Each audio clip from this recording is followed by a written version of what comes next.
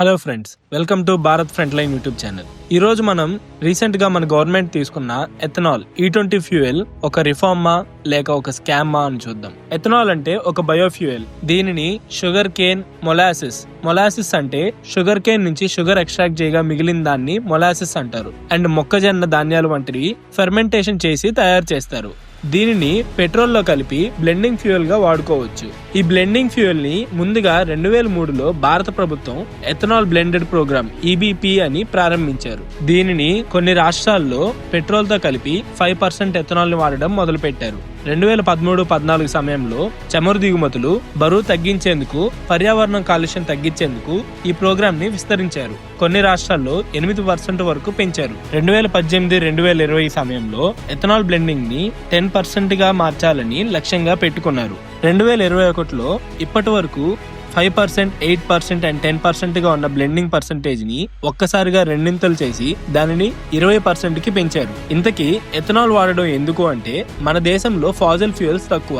So దీనివల్ల రేపు వారు కానీ, చమురు సంక్షోభం కానీ ఇలాంటివి వస్తే దేశం నిలకడగా ఉండాలని అండ్ కాలుష్యాన్ని తగ్గించే ఇంధనం కోసం గ్రామీణ ఉపాధిని పెంచడానికి ఈ బ్లెండింగ్ ప్రోగ్రామ్ ని స్టార్ట్ చేశారు. ఈ బ్లెండింగ్ ప్రోగ్రామ్ వల్ల దేశానికైతే మంచి జరుగుతుంది, కానీ దీని వెనక దేశ లాభం ఒకటేనా లేక ప్రతి దానిలో ఉన్నట్టే దీని వెనక కూడా ఏమైనా కుట్రుందా అనేది చూద్దాం. మన roads and transport minister Nitin Gadkari ఒక ప్రెస్ మీట్ లో ఎథనాల్ ని పెట్రోల్ లో కలిపి వాడడం వల్ల పెట్రోల్ రేట్లు తగ్గిపోతాయని, ఎన్విరాన్మెంట్ కి హాని ఉండదని, అలాగే మైలేజ్ కూడా ఎక్కువ వస్తుందని చెప్పారు.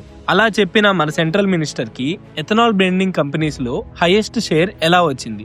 మీకిప్పుడు ఒక డౌట్ వచ్చిండొచ్చు, ఒక మినిస్టర్ తన మినిస్ట్రీకి సంబంధించి ఎలాంటి బిజినెస్ చేయకూడదు కదా అని. అవును, మన దేశంలో ఉన్న రాజకీయ నాయకులు గాని, ఒక పబ్లిక్ సర్వెంట్స్ పోస్ట్ లో ఉన్న లీడర్స్ కానీ వాళ్ళ పోస్టులకు సంబంధించి ఎలాంటి ఇన్కమ్ సోర్సెస్ ఉండకూడదు. అలా చేస్తే కరప్షన్ యాక్ట్ 1988 ప్రకారం వాళ్ళ మీద స్ట్రిక్ట్ యాక్షన్స్ ఉంటాయి. అండ్ CID వాళ్ళ మీద షోకాజ్ నోటీస్ లేకుండానే రైడ్ చేసే రైట్ ఉంది. కానీ ఇక్కడ ఎథనాల్ E20 పెట్రోల్ వేరియంట్ ని ఇండియాలో ఇంట్రడ్యూస్ చేసింది ఏప్రిల్ 2023లో. కానీ దీనికన్నా ముందు అంటే 2018లో కరప్షన్ యాక్ట్ 1988 ని అమెండ్ చేసి ఆ యాక్ట్ లో క్లాస్ 17A ని యాడ్ చేశారు. అంటే CID దానంతటా అది రైట్ చేయడానికి లేదు అండ్ రూలింగ్ గవర్నమెంట్ పర్మిషన్ తోనే చేయాలని. ఇదంతా ఓకే, కానీ ఎథనాల్ బిజినెస్ లో నితిన్ గడ్కరీ ఎక్కడున్నాడు అంటారా?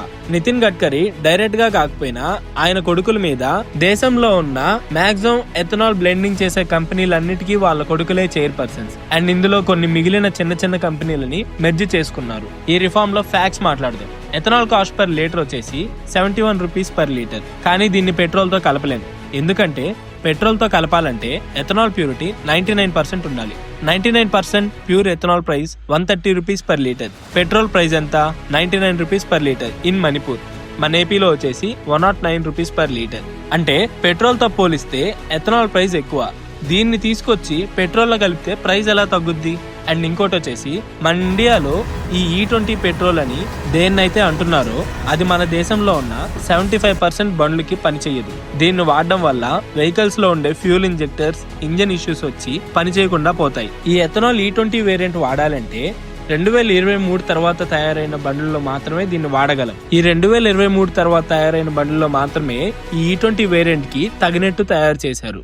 ఆ బండుల్లో కూడా మాక్సిమం వెహికల్స్ లో mileage dropage issues and fuel injectors కి రస్ట్ వచ్చి ఇంజన్స్ చెడిపోతున్నాయని కంప్లైంట్స్ వస్తున్నాయి. అండ్ సాధారణంగానే ఎథనాల్ అనేది నీటిని ఆకర్షిస్తుంది.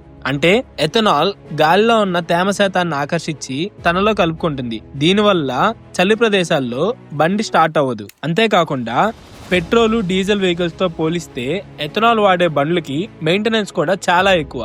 మరి ఎథనాల్ E20 వేరియంట్ ఎవరికి హెల్ప్ చేయడానికి తెచ్చారు? ఇది ప్రజలకు హెల్ప్ చేయడం కోసమా లేక వాళ్ళ ఫ్యామిలీ బిజినెస్ పెంచుకోవడానికే?